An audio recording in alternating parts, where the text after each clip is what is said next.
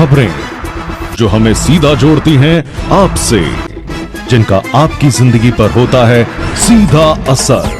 खबर का मतलब है एक भरोसा, और आपका भरोसा है हमारी जिम्मेदारी। ATL टीवी, भरोसा अलवर का। नमस्कार, ATL टीवी के सभी दर्शकों का स्वागत है। खबरों के साथ मैं हूं अर्चना जैन। बढ़ते हैं आज की हेडलाइंस के साथ।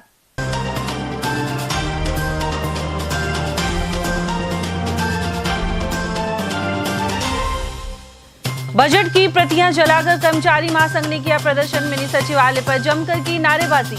कामगार संगठनों की हड़ताल के चलते दिए धरने। बस स्टैंड और LIC दफ्तर पर जुटे कर्मचारी। अलकापुरी में बोरिंग के समय निकले चांदीनुमा पत्थर को ले जाने की लगी होड़। 800 मीटर खुदाई के बाद निकले चमकते हुए पत्थर। और फंदे पर लटके युवक और महिला, लेकिन परिजनों एवं पुलिस की सतर्कता से बची जान। मालाखेड़ा और भिवाड़ी क्षेत्र में सामने आई घटनाएं। और अब खबरों को हम जानेंगे विस्तार से। अलवर में गुरुवार का दिन आंदोलनों के नाम रहा। एक और बजट से खफा राज्य कर्मचारियों ने इसकी प्रतियां जलाकर प्रदर्शन किया। वहीं कामगार संगठनों की देशव्यापी हड़ताल के तहत बस स्टैंड और LIC कार्यालय आदि पर नारेबाजी के साथ प्रदर्शन हुए। मिनी सचिवालय के मुख्य गेट पर राज्य कर्मचारी संयुक्त महासंघ के बैनर तले कर्मचारियों ने बजट की प्रतियां जलाई। कर्मचारी नेताओं का कहना है कि राजस्थान सरकार द्वारा प्रस्तुत बजट कर्मचारियों, संविदा कर्मियों, मानदेय कार्मिकों एवं पेंशनरों के लिए बेहद निराशाजनक है। पिछले बजट में पदोन्नति विसंगति दूर करने के लिए कैडर पुनर्गठन की घोषणा की गई थी, लेकिन इस बजट में सरकार ने पदोन्नति और वेतन विसंगतियों पर चुप्पी साध ली। इसके अलावा केंद्र के 8वें वेतन आयोग को लेकर भी केवल समिति गठन की बात कर कर्मचारियों को भ्रमित किया गया है। कर्मचारी महासंघ के अनुसार प्रदेश में लगभग 8.5 लाख नियमित कर्मचारी, 5 लाख संविदा कार्मिक एवं 2.5 लाख से अधिक मानदेय कार्मिक हैं, लेकिन बजट में इनके लिए कोई ठोस घोषणा नहीं की गई। इस मौके पर प्रदेश अध्यक्ष महावीर शर्मा एवं प्रांतीय पदाधिकारी महावीर सिहाग सहित बड़ी संख्या में कर्मचारी मौजूद रहे। आज अखिल राजस्थान राज्य संयुक्त कर्मचारी महासंघ के बैनर तले जिला मुख्यालय में जो हमारे सैकड़ों साथी आज इकट्ठे हुए हैं, वो इसलिए इकट्ठे हुए हैं कि जो कल माननीय उप मुख्यमंत्री महोदय के द्वारा जो बजट की घोषणा की गई है, उसमें कर्मचारियों के प्रति बिल्कुल कुछ भी नहीं दिया गया है। उनके हकों पर कुंठाराघात है, क्योंकि जो भी सरकार की कोई भी योजना है, उनका जो धरातल पे जो इम्प्लीमेंट कराता है वो कर्मचारियों के माध्यम से होता है। तो इस विरोध स्वरूप आज हम इकट्ठे हुए हैं। जो बजट की प्रतिलिपियां हैं उनको जलाया गया है। सरकार अगर नहीं मांगी तो महासंघ और उग्र आंदोलन करेगा। जो बिल्कुल ही हमारे जो धरातल की जो लास्ट कड़ी के जो साथी हैं, उनको बिल्कुल ही जैसे चाहे वो संविदा पे लग रहे हो, मानदेय पे लग रहे हो, पेंशनर्स कर्मचारी, उनको तो बिल्कुल भी नहीं सुना गया है। उनकी कोई भी मांग नहीं रखी गई है।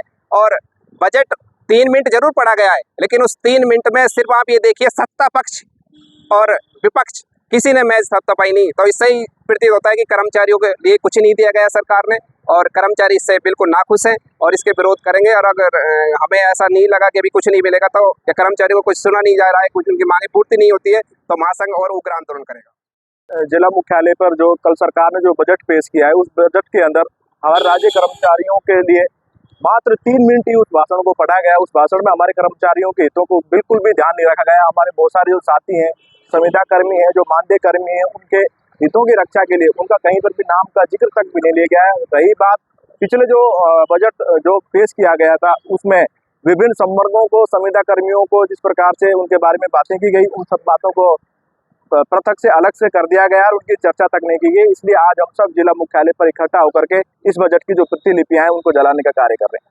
ये हमारे कर्मचारियों के हितों पर बड़ा कुठाराघात है और हम सब कर्मचारी पूरे राजस्थान की इस बजट की घोर निंदा करते हैं। क्या नाम है, पद क्या है? मैं केजरी सिंह गुर्जर, जिला महामंत्री महासंघ अलवर। और वहीं केंद्र सरकार द्वारा मनरेगा को खत्म कर नई योजना सहित 4 श्रमिक कोड बिलों के विरोध में गुरुवार को राष्ट्रव्यापी हड़ताल रही। अलवर में एटक, रोडवेज एम्प्लॉयज यूनियन एवं रिटायर्ड एम्प्लॉयज सहित अन्य श्रमिक संगठनों ने बस स्टैंड पर सरकार के खिलाफ नारेबाजी की, साथ ही धरना भी दिया। एटक के प्रदेश सचिव हरिओम चुग, अध्यक्ष राजकुमार बख्शी और RC2 के जिला अध्यक्ष वीरेंद्र चौधरी ने केंद्र सरकार की नीतियों की आलोचना की। उन्होंने कहा कि मनरेगा को खत्म कर बनाए गए नए कानून सहित 29 कानूनों को खत्म करके 4 कोड बिल लगा दिए गए। यह मजदूरों और किसानों के हित में नहीं है। उन्होंने आरोप लगाया कि नए कानून पूंजीपतियों के हित में बनाए गए हैं। 12 फरवरी को पूरे देश में मजदूरों और किसानों की समस्याओं को लेकर एक आम हड़ताल जारी है। सबसे बड़ी बात ये थी, पिछले 3-4 वर्षों से देश की तमाम ट्रेड यूनियनें एकत्र होकर के और मजदूरों के हित में ये बात कर रही हैं कि जो आपने 44 कानून हटाकर 4 संहिताएं बनाई हैं, वो संहिताएं मूल रूप से पूरे मजदूरों के सारे कानूनों के अधिकारों को खत्म करती हैं। इसलिए इसको वापस लिया जाए और इस बात को लगातार हम उठाते रहें और आगे भी उठाते रहेंगे। दूसरी बात जो किसानों की है, अब किसानों ने जो ट्रेड बिल सरकार लाई है, वो सारा अमेरिका से सांठ गांठ करके और 500 अरब रुपए की खरीदारी की वो बात थी, वो आज बेशक अमेरिका ने थोड़ा उसमें वापस लिया कि आप इच्छा से खरीदो, लेकिन इतना बड़ा आयात करके हमारे देश में जो हमारे किसान जो पैदा कर रहे हैं, हमारे किसान जो उत्पादन कर रहे हैं, उन सब चीजों के भाव गिरेंगे। उस ट्रेड बिल का भी हम ये मांग करते हैं कि ट्रेड बिल में ये नहीं होना चाहिए। इसी प्रकार ठीक मनरेगा के जो नाम बदलकर और जो केंद्र और पैसा देती थी वो अब राज्यों पर डाला है और राज्यों के इतने है ही नहीं कैपेसिटी कि वो उनको रोजगार दे सके। देखिए, केंद्रीय सरकार द्वारा 29 लेबर लॉज को खत्म करके 4 कोर्ट बिल बना दिए गए हैं, उसके खिलाफ में है। मनरेगा को खत्म करके नया कानून जो बनाया गया है, उसमें मजदूरों को गारंटी, नाम गारंटी है, वास्तव में मजदूरी गारंटी मिलने वाली नहीं है, क्योंकि पहले 90% पैसा खर्च केंद्र सरकार करती थी, 10% ही राज्य सरकारों पर वजन था। अब 60 और 40 का प्रतिशत कर दिया गया है। ऐसी स्थिति में राज्य सरकारों के पहले ही हालात बहुत ज्यादा खराब है। राज्य सरकार जब 40% नहीं देंगी तो सरकार, केंद्र सरकार को बहाना मिल जाने वाला है, इसलिए उनको मनरेगा का जो फायदा पहले मिला करता था वो मजदूर को फायदा मिलने वाला नहीं है। नए नियम कुछ ऐसे बना दिए गए हैं, वो जो पैसा है वो सारा का सारा डूबत खाते में जाने वाला है, मजदूरों को उसका कोई लाभ मिलने वाला नहीं, बेरोजगारी और ज्यादा बढ़ने वाली है, स्थितियां पैदा होने वाली। इसलिए हम चाहते हैं कि मनरेगा को वापस उन्हें उसी रूप में लागू किया जाए। 4 कोर्ट बिल वापस लेकर 29 लेबर लॉ बनाया जाए, बल्कि उनमें भी कुछ संशोधन की आज आवश्यकता है। ठेका प्रथा उनको बंद किया जाए और 4 कोर्ट बिल में जो आज कर्मचारियों के नए अपॉइंटमेंट में फिक्स टर्म एम्प्लॉयमेंट का जो उसने रखा है, नियम बनाया है, उससे तो सारे के सारे लोग जो है ठेकेदारी वाला हिसाब हो जाने वाला है। तो उनकी फिक्स टर्म फिक्स कर दी जाएगी, साल के लिए क्या है, 2 साल के लिए क्या है, 3 साल के लिए, उसके बाद अपने आप वो टर्मिनेट हो जाने वाला है। यानी पेंशन से बचने के लिए ये नए कानून लागू किए जा रहे हैं और सारे 4 कोर्ट बिल जो बने हैं उद्योगपतियों के हित में बनाए गए हैं, मजदूरों को उनका ध्यान नहीं रखा गया है। जबकि इतिहास ये रहा है, मजदूरों ने लंबी लड़ाइयां लड़कर, उनके बहुत बड़े त्याग देकर उन लोगों ने बिल बनवाए, कानून बनवाए थे देश के हित, अपने मजदूरों के हित में, लेकिन आज वो सारे के सारे खत्म करके उद्योगपतियों की गोद में बैठ रही है सरकार। और सही पूछा जाए तो सरकार उद्योगपतियों के इशारों पर चल रही है। इसलिए हम ये कहना चाहते हैं कि इन बिलों को वापस लिया जाए और ये आंदोलन सिर्फ अलवर के अंदर नहीं, पूरे हिंदुस्तान के अंदर भारत बंद का नारा आज दिया गया है। देखो जी, ये मजदूरों के लिए आज जो दिन है ये बहुत ही दुखदायी दिन है। हमने 12 फरवरी को जो पूरे हिंदुस्तान में कॉल का जो हड़ताल का कॉल दिया, मुख्य कारण तो आपको पता ही है कि जिस प्रकार से जो लड़ाई लड़के हमने लेबर कानून बनवाए थे उन सबको खत्म कर दिया।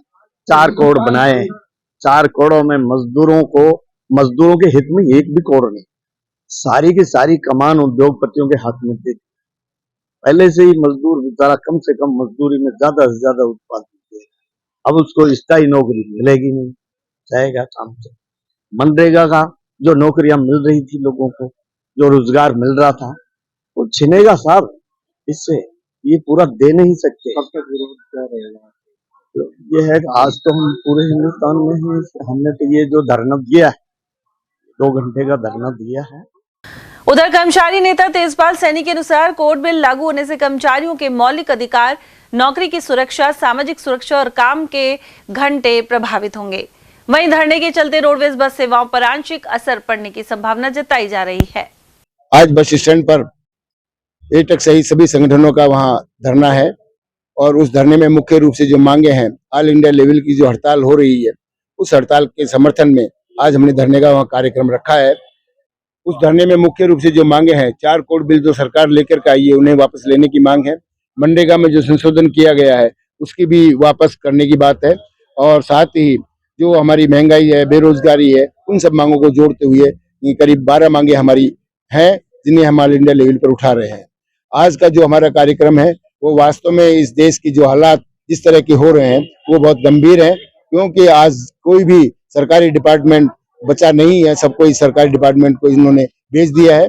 बीमा में भी 100% जो FDI का जो आदेश अभी जारी किया है वो बहुत ही खतरनाक स्थिति में है। आज देश में चाहे रेल भी हो, चाहे हवाई अड्डे हो, कोई भी हो, उन सबका निजीकरण किया जा रहा है। उन सबका हम विरोध करते हैं कि निजीकरण को रोका जाना चाहिए। उधर बापू बाजार स्थित C2 कार्यालय से श्रमिक संगठनों के कार्यकर्ताओं ने रैली निकाली और विवेकानंद चौक पर आम सभा हुई। वक्ताओं ने 4 नंबर कोड लागू करने, मनरेगा को नाम बदलने आदि को लेकर विरोध जताया। सभा की अध्यक्षता जनवादी महिला समिति की राज्य कोषाध्यक्ष रईसा ने की। इस दौरान हाथों में लाल झंडा लेकर नारेबाजी भी की गई। सभा में अनीता जाटव, रतनबाई, राजरानी गुप्ता, सुना शर्मा, ब्रजरेश पीणा, रामबाई, मुख्तार सिंह, महेंद्र सिंह, नानक सिंह, हरिराम, शिवकुमार आदि मौजूद रहे। रैली का नेतृत्व मोहन सिंह राघव ने किया। आज श्रमिक संगठनों की पूरे देश में जो हड़ताल थी, उसके चलते अलवर में विवेकानंद चौक पर श्रमिकों के साथ अखिल भारतीय किसान सभा भी आई और अखिल भारतीय किसान सभा की भी राष्ट्रीय कॉल थी कि जिसमें बीज विधेयक 2025, बिजली विधेयक 2025 इनको वापस लिया जाए और जो अभी अमेरिका भारत व्यापार पर अंतरिम समझौता हुआ है, जिसमें अमेरिका द्वारा 18% शुल्क टैरिफ और भारत द्वारा 0% शुल्क, ये कोई मुक्त व्यापार नहीं है। भारतीय वस्तुओं पर शुल्क वास्तव में 2023-24 में 0 से बढ़ाकर 3% और फिर 18% हो गया है, जबकि अमेरिकी कृषि उत्पादों पर हमारे शुल्क 30% से 150% तक थे, अब 0 कर दिए गए हैं। तो इससे क्या होगा कि बहुराष्ट्रीय कंपनियां जो अमेरिका की हैं वो भारत में आएंगी और उनके प्रोडक्ट यहाँ पर चलेंगे, जिससे हमारे भारतीय स्वरोजगार और भारतीय जो लघु किसान हैं उनको बहुत नुकसान होगा। तो ये अखिल भारतीय किसान सभा ने पूरा समर्थन किया और मांग की है कि जो हमारे वाणिज्य मंत्री पीयूष गोयल हैं वो तुरंत इस्तीफा दें। आज हमने जो धरना प्रदर्शन किया है, सबसे पहले तो आपको धन्यवाद, आपके चैनल को धन्यवाद जो हमारी समस्या सुनने आप यहाँ पधारे। आज हमने पूरे भारत में श्रमिक संगठन जितने भी हैं उन्होंने सबने एकजुट होकर पूरे भारत में आज बंद का आह्वान किया है, हड़ताल का आह्वान किया है। तो जिसमें आज अलवर में भी हमने विवेकानंद चौक पर आज मजदूर, किसान, ई रिक्शा यूनियन जो हमारे C2 के बैनर तले हैं, सब ने इकट्ठा होकर विरोध प्रदर्शन किया है। जो सरकार ने जो 4 लेबर कोड जो पास बनाए हैं, सबको तोड़ मरोड़ के हमारे 100 साल पहले से अच्छे जो श्रम कानून बने थे, जो उनको तोड़ मरोड़ के अब पेश किया है, तो हमारी काफ़ी परेशानियों का हमको सामना करना पड़ेगा, मज़दूर को, किसान को। और ये सरकारें नई फेरबदल कर रहे हैं, जैसे महात्मा गांधी रोज़गार गारंटी था, जो नरेगा जो हमारे ग्रामीण उसमें काम करके माताएं बहनें अपने परिवार का पालन पोषण कर रही थी, उसको भी PVG रामजी चेंज कर दिया है। उधर इंश्योरेंस एम्प्लॉयज एसोसिएशन के आह्वान पर 4 सूत्रीय मांगों को लेकर LIC कर्मचारियों ने हड़ताल रखी। साथ ही अलवर के मोती डूंगरी स्थित LIC कार्यालय पर प्रदर्शन किया और नारे लगाए। शाखा अध्यक्ष संजय अरोड़ा ने बताया कि LIC में लंबे समय से 3rd और 4th कैडर के कार्मिकों की भर्ती नहीं की जा रही है, इससे अनेक कर्मचारियों पर अतिरिक्त दबाव पड़ रहा है। साथ ही LIC कर्मचारियों को 1995 की पेंशन योजना से वंचित रखा जा रहा है। उन्होंने आरोप लगाया कि केंद्र सरकार LIC के निजीकरण की दिशा में कदम बढ़ा रही है। अरोड़ा ने चेतावनी दी कि आगामी दिनों में आंदोलन को और उग्र किया जाएगा। ये देश की 10 सेंट्रल ट्रेड यूनियंस के आह्वान पर, all India insurance employees association के आह्वान पर आज हमारी पूरे 1 दिन की हड़ताल है। हड़ताल के पीछे हमारी मुख्य मांगे है कि हमारी एक तो नई भर्ती जो क्लास 3-4 में काफी समय से पेंडिंग है और उसको पूरा किया जाए। दूसरा, सरकार की जो ये मंशा है कि पूंजीवाद के साथ मिलकर निजी क्षेत्र में सार्वजनिक क्षेत्र को बेच रही है, उसको अविलंब रोका जाए। ये लगातार जो शेयर्स बेच रही है LIC के और ये FDIs आ रही हैं, इसको तुरंत रोका जाए। और ये हड़ताल केवल LIC के लिए नहीं है, उस असंगठित क्षेत्र के मजदूर के लिए भी है, जिसको कि न्यूनतम मजदूरी आज बहुत कम मिलती है। कोई उसकी सेवा की गारंटी नहीं है, कोई वेतन की गारंटी नहीं है। ये हड़ताल उन किसानों के लिए भी है जिनके साथ में पहले भी और आगे भी अन्याय होता रहा है। हम उसके समर्थन में पूरे 1 दिन की हड़ताल करें। अलवर शहर के अलकापुरी में सरकारी बोरवेल करते समय चांदी जैसी चमक वाले पत्थरों के टुकड़े निकले। यह देखकर काम में लगे मजदूरों सहित कई दुकानदार और अन्य लोग यह टुकड़े लेकर चलते बने। काम कर रहे मजदूर ने बताया कि यहां से लोग करीब 10 से 15 किलो वजन के चांदी नुमा पत्थर ले गए। हालांकि इसकी पुष्टि नहीं हो सकी है कि बोरिंग में जमीन के नीचे से आए चमकीले पत्थरों में चांदी मौजूद है या नहीं। अलवर के अलकापुरी इलाके में गुरुवार को दोपहर करीब 1:30 बजे यह घटना हुई है। बोरिंग जलदाय विभाग की ओर से करवाई जा रही है। बोरिंग करते समय करीब 800 फीट तक मशीन से खुदाई हुई तो पानी मिट्टी के प्रेशर के साथ नीचे जमीन से चांदी जैसी चमक वाले पत्थर निकले। बोरिंग करने वाले शाहरुख खान ने बताया कि यहाँ 800 फीट गहरी बोरिंग की गई है। इसमें आखिरी में 20 फीट की खुदाई के दौरान यह चमकीला पत्थर निकलने लगा। उन्होंने संभावना जताई कि इसमें धातु हो सकती है। मशीन पर काम करने वाले ऑपरेटर भरत प्रजापत के अनुसार इसमें चांदी होने के बारे में कुछ नहीं कहा जा सकता। क्या है ये? चांदी जैसा लगता है। कितनी मात्रा में निकला है? मात्रा में तो क्या निकला है? टुकड़े निकले हैं साहब। टुकड़े निकले? हाँ। कितने लोग लेके गए? 8-10 लोग लेके गए और कुछ भीड़ भी रहे इधर। बहरहाल पूरी जांच के बाद भी इन पत्थरों में चांदी का अंश होने की पुष्टि हो सकती है। फिलहाल यह घटना चर्चा का विषय बनी हुई है। फंदा लगाकर आत्महत्या के मामले अक्सर सामने आते हैं। वहीं मालाखेड़ा और भिवाड़ी क्षेत्र में 2 ऐसी घटनाएं सामने आई हैं जिनमें फंदा लगा रहे युवक और महिला को समय रहते सतर्कता के चलते बचा लिया गया।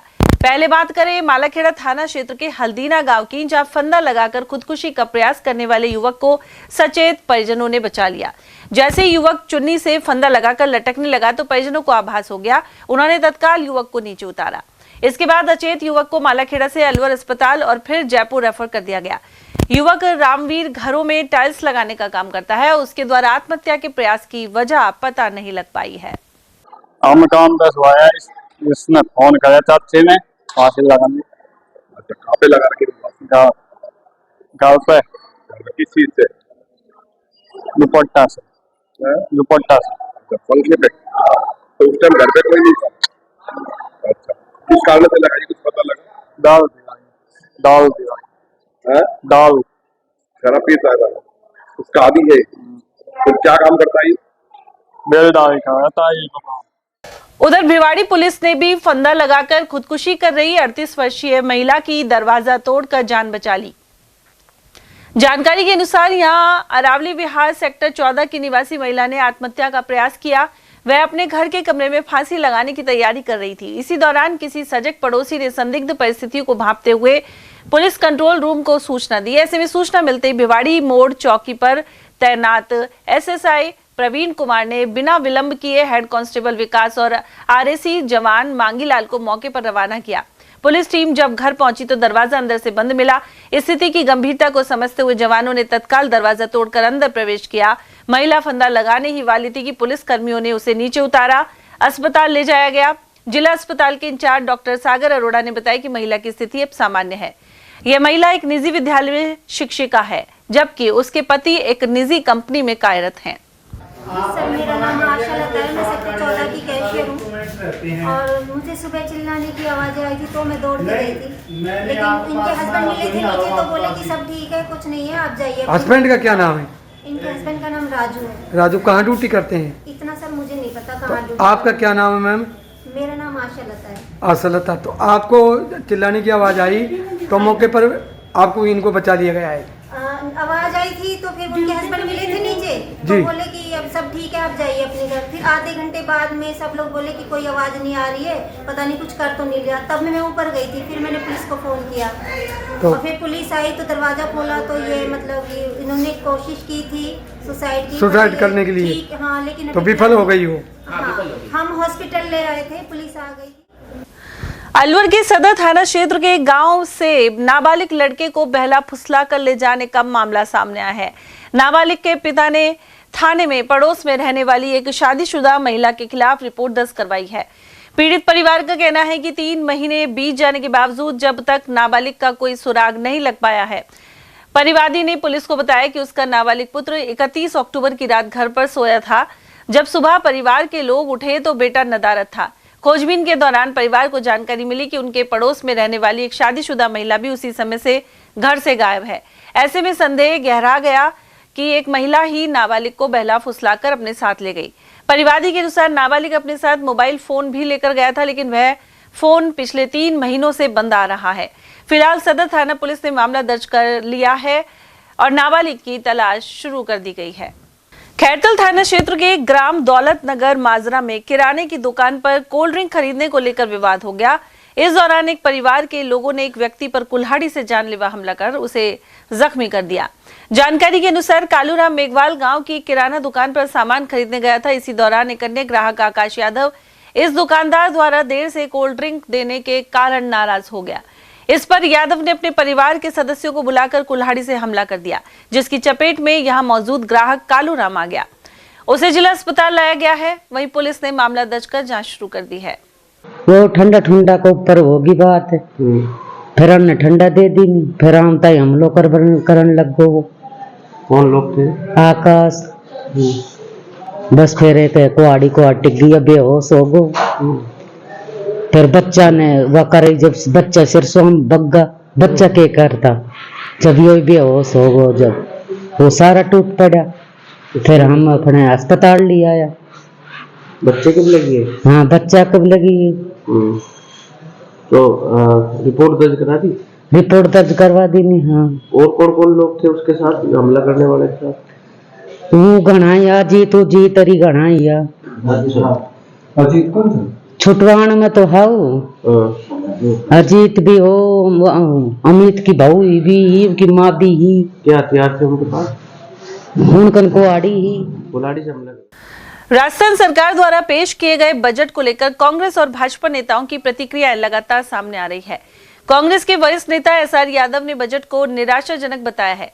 साथ ही कहा कि भाजपा आमजन को लुभाने के लिए बड़ी घोषणाएं करती है, लेकिन उन पर अमल नहीं किया जाता। ईआरसीपी को लेकर भाजपा लंबे समय से दावे करती रही है, लेकिन इस बार भी कोई ठोस प्रावधान नहीं किया गया। साथ ही जल संकट और सहिष्का क्षेत्र में प्रस्तावित एलिवेटेड रोड को लेकर भी सरकार पर केवल घोषणाओं का आरोप लगाया गया। देखिए, 2026-27 का जो बजट कल पेश किया है, मैं समझता हूं पेश नाम रखा है, पेश किया है, इन कागजों में ही पढ़ा गया है। ये धरातल पे क्या होगा ये तो आने वाला समय बताएगा। कितना 26 है कि अच्छा बजट है या जनता के अनुकूल है? ये जनता एक, मैं समझता हूँ ये दिशाहीन बजट है। कोई इसके अंदर जनता के हितों की बातें, लोक लुभावना कह सकते हैं, कुछ लॉलीपॉप दिया है, कुछ अच्छा किया है, कुछ बुरा किया है, लेकिन दिशाहीन बजट है। ये मैं समझता हूँ जनता की आकांक्षाओं पे खरा नहीं उतरने वाला बजट है। इसके अंदर सबसे बड़ी चीजें, मैं सीधा सा आरोप लगाता हूं, आप ईआरसीपी की योजना पहले सरकार बनी वजनलाल की, जब एमओयू की बात किया था, दूसरा बजट गया, ये तीसरा बजट जा रहा है। इसके ऊपर कोई ने तो बजट एमओयू की कोई विचारधारा रखी। मोहन यादव तो बार बार कह रहे हैं वहां पर, अगर मैं 5 की जगह 7% पानी मैं दे दूंगा तो आपका एमओयू कहां रह गया, कागजों में रह गया। इसका मतलब सीधा सा मेरा आरोप है। सबसे पहले इस बजट की आप कुओं की बात कर रहे हो, पिछली 600 कुआं खोदेंगे, पिछली बार भी सिली सेट के अंदर 35 कुओं की घोषणा कर दिया था, एक भी लगा क्या? तो जमीन के अंदर आप पाइप दबाने की बात कर रहे हो, घर घर में आप टूटी नल भिजवाने की बात कर रहे हो, लेकिन आपके पास पानी नहीं है, इस अर्थ के अंदर पानी नहीं है, तो आप कहां से पाइप लगा करके कहां पर घर घर नल भिजवा देंगे? जब तक हमारा परमानेंटली सोर्स नहीं होगा पानी का। ये मेरा सीधा सा आरोप है। पिछले बजट, 3 बजट, तीसरी बजट के ऊपर वही बात रिपीट हो रही है। ये बहुत अन्यायपूर्ण बजट में माना जाएगा। दूसरा, आपने एलिवेटेड रोड की बात इलेक्शन में वोट मांगा था जनता से, एलिवेटेड रोड बनाने सिरसा वाला, आपने उसको रिनोवेट कर दिया 20 करोड़ रुपए देकर के। ऑलरेडी जो रोड है उसको रिनोवेट कर दिया। ये तो बहुत पहले भी हो सकता था। अब कहां गई है वो आपकी बात? अब शेरों को खतरा है, जानवरों को खतरा है, पॉल्यूशन रहित बनाएंगे और ये चीजें, ये ढोकलेबाजी बजट कहने के तात्पर्य यह है, ढोकलेबाजी का बजट है इस बार का। दूसरा, मैं आपको बताना चाहता हूं, यहां अलवर के अंदर जो काफी चीजें हमें जो मिलना चाहिए था बजट के अंदर, वो धरातल पे कुछ नहीं मिला। दिशाहीन। आप अलवर को संभाग के लिए हमारे को खोजते थे ना गहलोत सरकार के समय में, अब क्यों नहीं बनवाया संभाग? दूसरे जिले हैं उनका इंफ्रास्ट्रक्चर कैसे डेवलप होगा उसके ऊपर कोई बात ही नहीं रखा, कोई बजट नहीं आया। तो मैं समझता हूं टोटली बजट फेलियर बजट है, दिशाहीन और लोक लुभावना जरूर कह सकते हैं, लेकिन ये निराशाजनक बजट है। जनता की आकांक्षाओं पे खरा नहीं उतरने वाला बजट है, इसमें हम नाखुश हैं। उधर भाजपा नेता एवं पूर्व विधायक राजेंद्र सिंह गंडूरा ने बजट की सराहना करते हुए कहा कि इसमें युवाओं, किसानों और सभी वर्गों का ध्यान रखा गया है। पर्यटन, सड़क निर्माण, जल आपूर्ति और रोजगार सृजन के लिए बजट में पर्याप्त प्रावधान किए गए हैं। उन्होंने अलवर में केंद्रीय कारागार भवन निर्माण, थानागाजी थैंक यू बोर्ड तक सड़क निर्माण, पेयजल के लिए ट्यूबवेल और युवाओं को रोजगार के अवसर दिए जाने को महत्वपूर्ण बताया। ये बजट बहुत ही विकास उन्मुख बजट है। इसमें हर क्षेत्र में ध्यान रखा गया है, सड़कों पे, पर्यटन पे, शिक्षा पे, स्वास्थ्य पे, हर चीज पे ध्यान रखा गया है। तो पर्यटन की दृष्टि से मान लो इधर से चलो आप थानागाजी से रोड बनेगी एक, जो कुशालगढ़ से भरतरी तक 20 करोड़ की, तो 5 करोड़ का पुल या भरतरीपुरिया के लिए बनेगा। तो इससे टूरिज्म को बढ़ावा मिलेगा और धार्मिक क्षेत्र में विकास होगा। दूसरा, मालाखेड़ा में जबकि विरोधी एमएलए है, उसमें भी टिगावड़ा से और मालाखेड़ा तक, मालाखेड़ा टिगावड़ा के बीच में जो पुलिया बनेगी उसमें भी बहुत खर्च होगा। उसमें करीब 70 करोड़ का खर्चा है। तो ये भी इसमें ये नहीं देखा कि भाई कांग्रेस या बीजेपी विकास के लिए बना। तीसरा, डेयरी के लिए एक 200 करोड़ की मिल्क प्रोसेसिंग यूनिट लगेगी, जो कि बहुत ही विकास का काम होगा। इससे अलवर के लिए दूध के क्षेत्र में, दूध के बाहर भी दूध के प्रोडक्ट जाएंगे, यानी अलवर का विकास होगा। तो ऐसे ही बहुत से काम है। जैसे भिवाड़ी है, भिवाड़ी की समस्या थी पानी की, ड्रेनेज सिस्टम की निकालने के लिए, इस पर जोर दिया गया है और यहाँ भिवाड़ी के लिए भी पैसे मंजूर किए 20 करोड़ उस काम के लिए, जो पानी निकासी के लिए। तो मेरा मतलब ये हर क्षेत्र में ध्यान रखा गया है। जैसे राजगढ़ में पानी के लिए पैसे दिए गए, इसमें ये नहीं देखा कांग्रेस का बीजेपी का विधायक है, सबका क्षेत्र का विकास का ध्यान दिया गया है, बहुत ही अच्छा है। जैसे दिंडोली की घाटी है, इसमें काफी सकड़ा रास्ता था, तो एक हनुमान वाटिका टाइप बनाया गया, 1 करोड़ 64 लाख की बनेगी। तो हर क्षेत्र में ध्यान दिए, जो कि एक हनुमान जी के रास्ते जाएगा और एक वाटिका बन जाएगी। उधर भाजपा के जिला उपाध्यक्ष मूलचंद डीगवाल ने भजनलाल सरकार के बजट को ऐतिहासिक बताया है। उन्होंने कहा कि विकसित राजस्थान बनाने के लिए बजट पेश किया गया है। इसमें हर वर्ग सहित शिक्षा, स्वास्थ्य, रोजगार, आधारभूत सुविधाओं और कृषि पर फोकस किया गया है। वहीं भाजपा के पूर्व विधायक जयराम जाटव ने राजस्थान बजट को शानदार बताया। साथ ही कहा कि किसान, बेरोजगार, युवा और महिला आदि सभी वर्गों का ध्यान रखा गया है। इसके अलावा सड़कों पर विशेष फोकस करते हुए बजट दिया गया है। उन्होंने कहा कि सरकार पहले डीजल, पेट्रोल पर वैट कम कर चुकी है और दोबारा ऐसा करने की स्थिति में राजस्व की आय पर प्रतिकूल असर पड़ता। उधर किसान नेता बलबीर सिंह गुर्जर के अनुसार बजट में सिर्फ लॉलीपॉप दिखाई जा रही है। इसके अलावा किसानों के हितों पर ढंग से ध्यान नहीं दिया गया। साथ ही पूर्वी राजस्थान नहर परियोजना पर तेजी से अमल करना चाहिए, जिससे खेती के लिए भी पानी की व्यवस्था हो सके। उन्होंने आरोप लगाया कि महंगाई पर नियंत्रण के लिए बजट में कदम नहीं उठाए गए हैं। दिया कुमार ने जिस तरह से बजट पेश किया है, पार्टी के जिला उपाध्यक्ष, क्या प्रतिक्रिया आपकी? हमारी सरकार और माननीय मुख्यमंत्री महोदय ने जो बजट पेश किया है वो बहुत ही संतुलित बजट है। गरीबों के लिए, युवाओं के लिए, किसानों के लिए और आम जन के लिए जो बजट पेश किया है, माननीय हमारे यशस्वी प्रधानमंत्री जी का जो संकल्प है विकसित भारत का, उस संकल्प को पूरा करने के लिए विकसित राजस्थान कैसा हो, उसी को देखते हुए माननीय मुख्यमंत्री महोदय ने जो हमारा बजट पेश किया है उसमें हर वर्ग को साथ लेके, चाहे एजुकेशन के लिए बढ़ावा दिया है, किसानों के लिए बढ़ावा दिया है, युवाओं के लिए विशेष प्रोत्साहन 10 लाख तक के ऋण किसी भी युवा के लिए दिया जाएगा जो ब्याज मुक्त होगा। और जो पेपर लीक की घटना है आए दिन कांग्रेस सरकार में हुआ करती थी, उसके लिए भी एक कमेटी गठित कर दी है और टास्क फोर्स बनाई जाएगी। जिस तरह के लोग पेपर लीक में संलिप्त है, अब इस तरह की कोई घटना राजस्थान में नहीं होगी। युवाओं को, किसानों को, गरीबों को, मजदूरों को और आमजन को जो राहत माननीय मुख्यमंत्री ने दी है, वो विकसित राजस्थान की दिशा में एक अच्छा कदम होगा। सर, मेवात क्षेत्र अलवर भरतपुर है, जिस तरह से यहाँ साइबर ठगी होती है, साइबर ठगी के लिए भी एक सेल प्रदेश स्तर पर बनाई जा रही है। आपको लगता है कि ये बहुत बड़ा कदम है?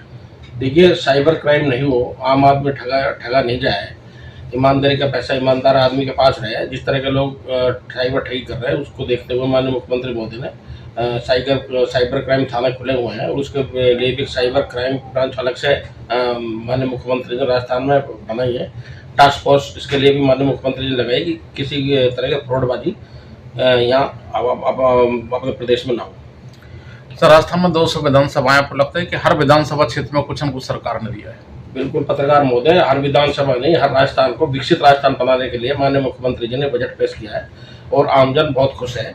और आमजन की उम्मीद है कि आने वाले समय में माननीय हमारे यशस्वी प्रधानमंत्री का जो संकल्प विकसित राजस्थान का है, उसमें विकसित भारत का, उसमें विकसित राजस्थान में बना के माननीय मुख्यमंत्री महोदय इसको साकार करें।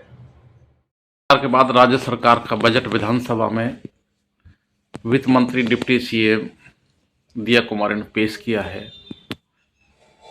आप पार्टी के वरिष्ठ नेता हैं, पूर्व विधायक, अनुभवी हैं, क्या प्रतिक्रिया?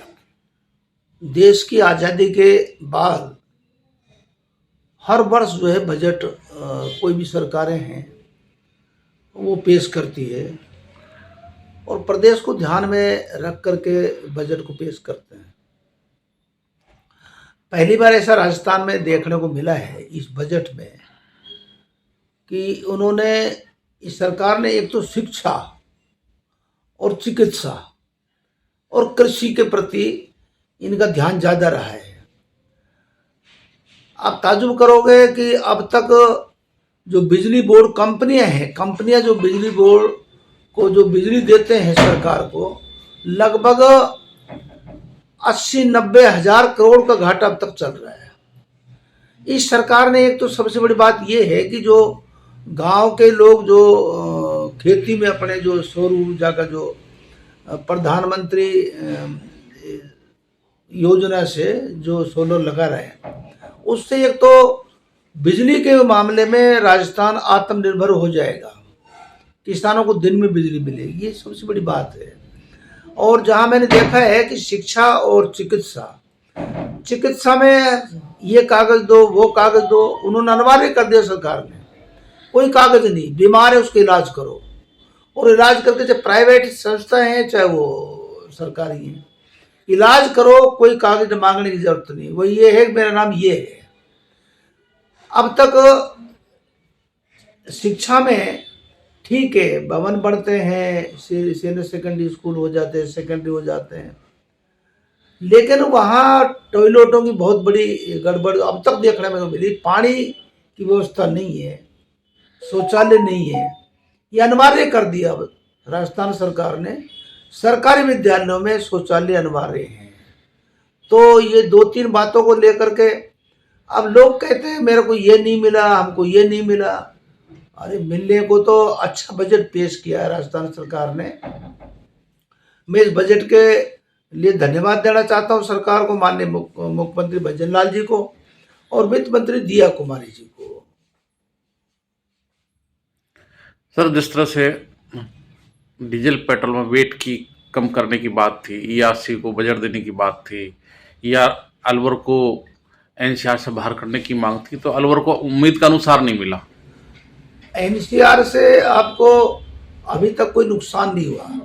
एनसीआर का जो बजट है, हमको 960 करोड़ रुपया तो 2-3 साल पहले, जब मैं 4 साल पहले जब यहाँ 5 साल पहले सरकार थी, उसमें 960 करोड़ रुपया सड़कों के माध्यम से एनसीआर का मिला। उधर जिला कांग्रेस कमेटी के पूर्व अध्यक्ष योगेश मिश्रा के अनुसार केंद्र और राज्य सरकार के बजटों में पूर्वी राजस्थान नहर परियोजना को कोई स्थान नहीं मिला। उन्होंने आरोप लगाया कि भाजपा की डबल इंजन सरकार इस मामले में उदासीन है, जबकि वर्ष 2023 में गहलोत सरकार ने इसकी शुरुआत करते हुए 14,000 करोड़ रुपए मंजूर किए थे। मिश्रा के अनुसार भाजपा सरकार समय पर काम शुरू करती तो योजना का लाभ मिलना भी शुरू हो जाता। सर, दोनों सरकारों के जब बजट आ चुके हैं, इसमें केंद्र सरकार और राज्य सरकार का बजट सामने आ चुका है, लेकिन पूर्वी राजस्थान नहर परियोजना जिसको ERCP कहते हैं, उस पर एक बार भी बजट में बजट नहीं दिया गया, चर्चा नहीं की, नाम तक नहीं लिया। ऐसा लग रहा है कि दोनों सरकार ERC पर पूरी तरह उदासीन है और इस परियोजना पर ज़्यादा ध्यान नहीं दे रही है। परिणाम ये है कि समय पर काम नहीं होगा, परियोजना लेट होगी, जनता परेशान होगी। आप पार्टी के पूर्व जिला अध्यक्ष हैं, वरिष्ठ नेता हैं, काफ़ी अनुभवी हैं, क्या प्रतिक्रिया आपकी? देखिए, अब केंद्र सरकार और राजस्थान सरकार दोनों में कंपटीशन हो रहा है। वो डाल ये बात 2026-27 का केंद्र सरकार का बजट था, उस पर अलवर सहित पूरे राजस्थान के 13 जिले की जनता ये उम्मीद कर रही थी कि ये ERCP को राष्ट्रीय परियोजना घोषित करेंगे। इन्होंने चुनाव वादे भी किए थे, लेकिन वही ढाक के 3 बात निकले। अब इस बजट में उम्मीद थी कि राजस्थान सरकार ही कुछ कर देगी, इन्होंने नाम तक नहीं लिया ERCP का। और आप देखिए, गर्मी का मौसम आने वाला है, सर्दियों में पानी की किल्लत रही है। अलवर शहर जैसे में 72 घंटे में केवल 15 मिनट पानी आ रहा भाई साहब। और बोरिंगों की स्थिति यह है कि अलवर शहर में तो 800, 1000 फीट तक पानी नहीं है। जब तक ये पाताल तोड़ बोरिंग नहीं करेंगे, पाताल तोड़ भी कहाँ तक करेंगे, मोटर भी कहाँ तक उठाएगी, तो ERCP एक विकल्प है। मैं धन्यवाद देना चाहता हूँ माननीय अशोक गहलोत जी को, जिन्होंने कांग्रेस राज में ERCP को स्पेशल बजट दिया और नवनेरा रिसरदा बांध बना के तैयार कर दिया। भरतपुर की सीमा तक, जालूकी तक पानी आ रहा है, अलवर से 40 किलोमीटर पहले तक। अगर राजस्थान सरकार का मन अलवर जिले को और पूरे राजस्थान के 13 जिले को पानी देने का होता तो 40 किलोमीटर पाइपलाइन डलनी है, अलवर में पानी आ जाए। माननीय मुख्यमंत्री जी पिछले साल आए थे बड़ौदा में, बड़ा सारा लंबा सा फेंटा बंधवा गए थे, बोलो मैं भागीरथ हूँ और मैं ERCP को यहाँ ले आया हूँ, अब अलवर को पानी आएगा। तो 1 साल में तो 1 बाल्टी पानी आया नहीं और भविष्य में कोई उम्मीद भी नहीं है। प्रदेश की जनता भी इन लोगों के चाल चरित्र और चेहरे को समझ चुकी है। अब तो जनता ही कहने लग गई कि भाई तो कांग्रेस का राज ही बढ़िया था। इसलिए कांग्रेस राज जब आएगा तब ERCP अलवर में आएगी। आप देख लेना, ये कब 2047 का कभी सपना दिखाते हैं, कभी क्या दे। 2047 किसने देखा भैया? कोई जिंदा भी रहेगा, पानी खत्म हो जाएगा तो क्या होगा? सर, मेरा सवाल ये कि 2014 में शुरू हुई थी, 24 में शुरू हुई, 10 साल तो पहले लेट है। अब जब सरकार ने इस पर, कांग्रेस सरकार या बीजेपी सरकार ने जब काम शुरू किया तो अभी तो ये नहीं पता जनता को कि मध्य प्रदेश राजस्थान की सरकार ने क्या MOU किया है। नया समझौता कर लो, MOU कॉपी आज तक नहीं मिली। मध्य प्रदेश सरकार से जो समझौता किया है उसके MOU की कॉपी आज तक नहीं मिली। क्या MOU हुआ है भाई साहब? पानी कहाँ से आएगा? तो सिर्फ जनता को संशय है नहीं योजना पर? जनता को संशय है, हमको संशय है, आपको संशय है। और हम तो ये बात जानते हैं भैया, हम तो खूब माननीय मुख्यमंत्री जी को श्रेय दे देंगे कि शुरू तो करी थी अशोक गहलोत जी ने, पैसा तो लगाया उन्होंने, लेकिन आप पानी ला दो। हम तो अशोक गहलोत जी से भी कह देंगे कि साहब इनको धन्यवाद दो, मुख्यमंत्री जी ने 13 जिलों को पानी दे दिया, लेकिन कुछ करे तो सही। सर, आपको लगता है कि दोनों सरकार उदासीन है योजना को लेकर? देखिए, राजस्थान में तो कांग्रेस सरकार तो एक्टिव थी। माननीय अशोक जी ने स्पेशल बजट दिया था, भंवर जितेंद्र सिंह जी की सिफारिश पर अशोक गहलोत जी ने भाई साहब 14-15 हजार करोड़ रुपए लगा दिए उसमें। और अगर केंद्र सरकार इसमें थोड़ा सा भी इनिशिएटिव ले लेती तो अब तक तो 13 जिलों को पानी मिल जाता। लेकिन अब वो ये चाहते हैं भाई, जब कांग्रेस ने काम शुरू किया है तो श्रेय इनको मिलेगा। वही नरेगा वाला मामला, महात्मा गांधी राष्ट्रीय ग्रामीण रोजगार गारंटी योजना कांग्रेस सरकार ने शुरू करी थी और उसका नाम रख दिया जी राम जी। गारंटी खत्म कर दी,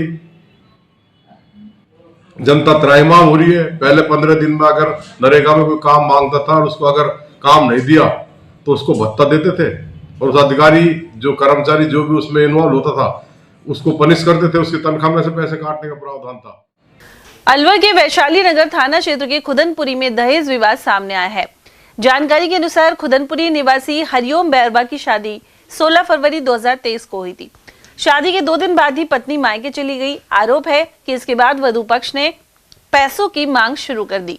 बताया गया कि वे पहले ही 1.5 लाख रुपए ले चुके थे, लेकिन अब भाई और अन्य युवकों के साथ मिलकर 50 लाख रुपए की मांग की जा रही है। पीड़ित परिवार का आरोप है कि यह लोग उनके घर पहुंचकर गेट तोड़ने की कोशिश भी कर चुके हैं और लगातार धमकियां दे रहे हैं। साथ ही दबाव बनाने के लिए फैमिली कोर्ट में दहेज प्रताड़ना का केस दर्ज कराया है। साथ ही दहेज में दिए गए सामान के फर्जी बिल भी प्रस्तुत किए गए हैं।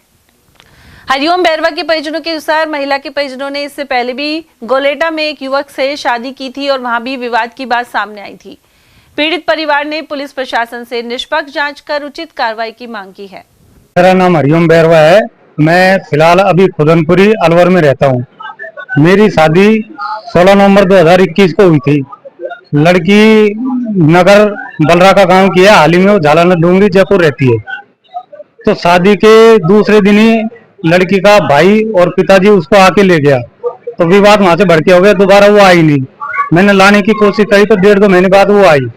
उसके बाद वो रुकी नहीं और जाके उन्होंने मेरे से मतलब दहेज की पैसे की डिमांड करी उसके पिताजी ने, क्योंकि शादी से पहले भी मेरे पिताजी से 1.5 लाख रुपए ले जा चुके थे। वो शादी के नाम पे शादी पे दे देंगे, नहीं दिए। फिर दोबारा पैसे की डिमांड करी, वो आई नहीं। मेरे पिताजी को पैसे दो 2-4-5 लाख रुपए, और जब आएंगे मेरे पिताजी को ऊपर कर्जा हो गया। तो फिर वो आई नहीं, तो उन्होंने झूठा मुकदमा फंसाने की धमकी दी। हमने पैसे नहीं दिया।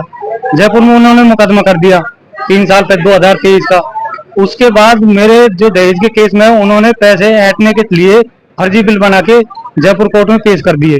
तो वो बिलों की कॉपी लेके मैं दुकानदारों के पास गया, तो वो दुकानदारों ने मेरे को, फर्नीचर वाले ने लिख के दिया और ये सुनार ने लिख के दिया था मेरे को 2.5 लाख का बिल।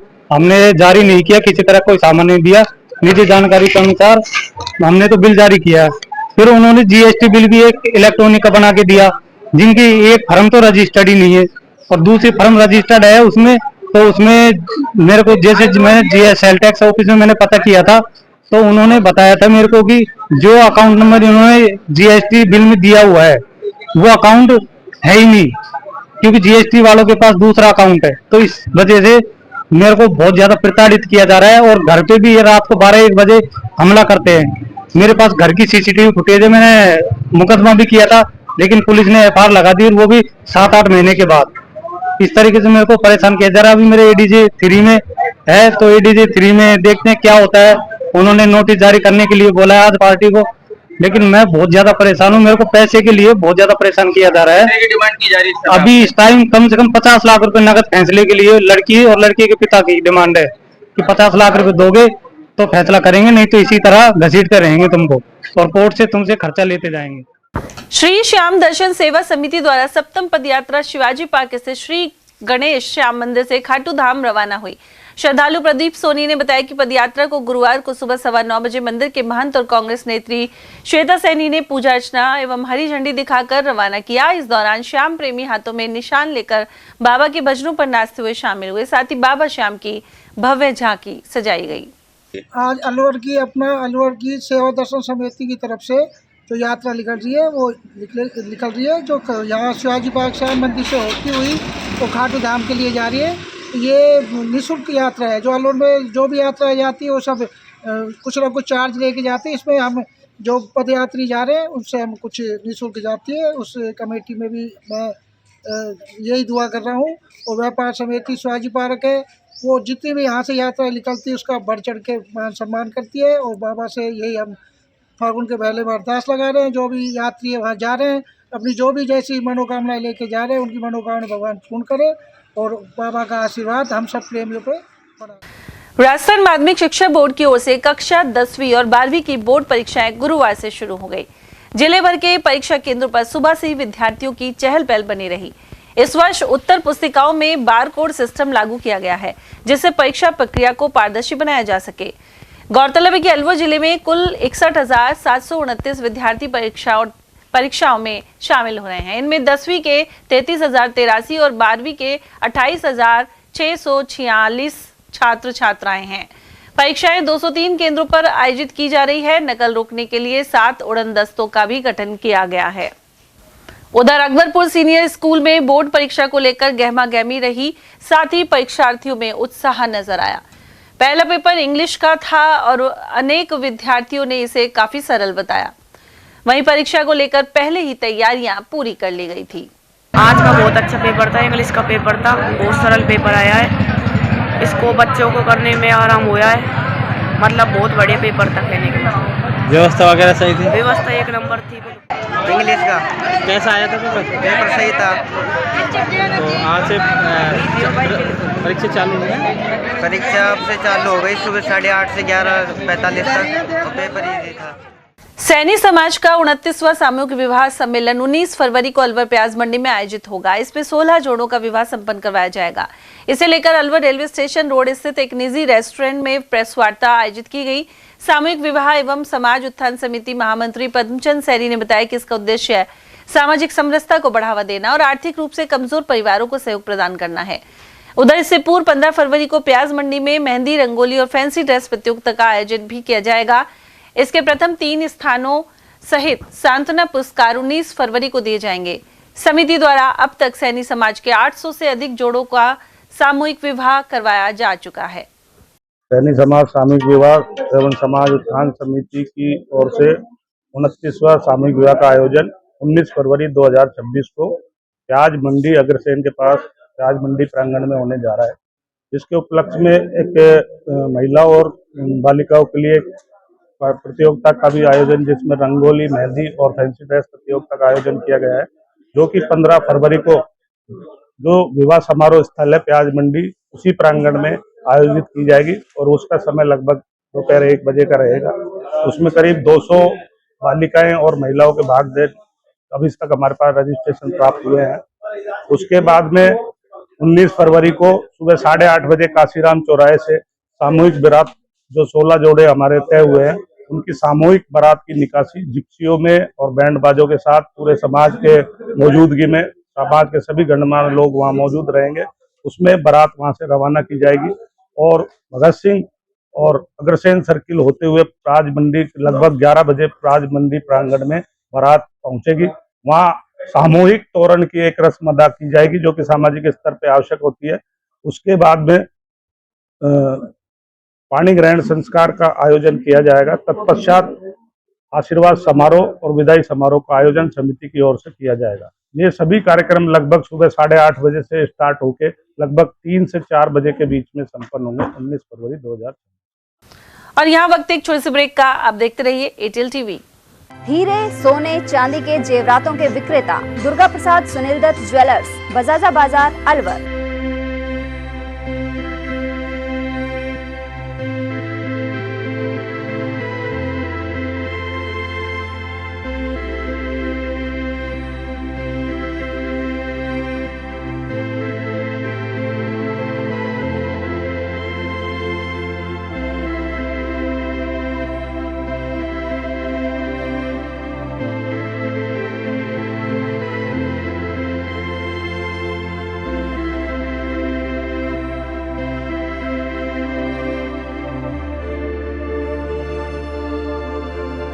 हीरे, सोने, चांदी के जेवरातों के विक्रेता दुर्गा प्रसाद सुनील दत्त ज्वेलर्स, बजाजा बाजार, Alwar.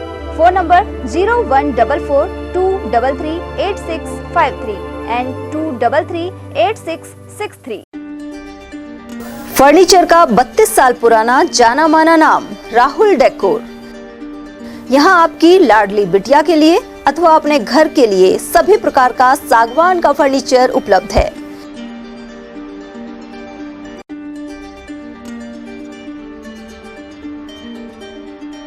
Double bed, dressing table, sofa set सागवान एवं कपड़े वाले तथा सेंटर टेबल, भट्टी कलर, स्टील अलमारी, ब्रांडेड एवं सॉफ्टी फोम के गद्दे आपकी नाप तोल से बनाए जाते हैं।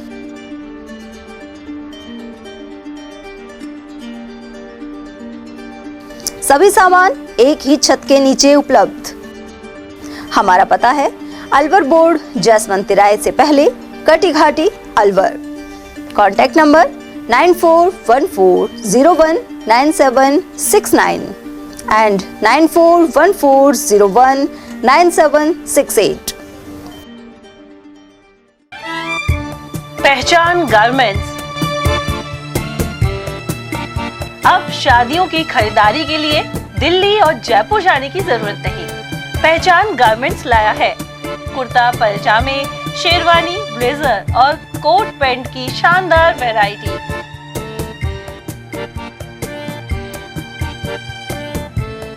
अगस्त 95 से काम कर रहा हूँ।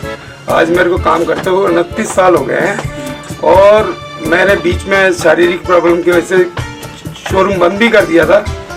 फिर दोबारा से मेरे को अलवर की जनता ने इतना स्नेह दिया है कि मेरे को 1.5 महीने में दिखा दिया उन्होंने कि कितनी पावरफुल और कितना प्यार करती है मेरी जनता अलवर की श्री पहचान गारमेंट को और दीपक तलवार को।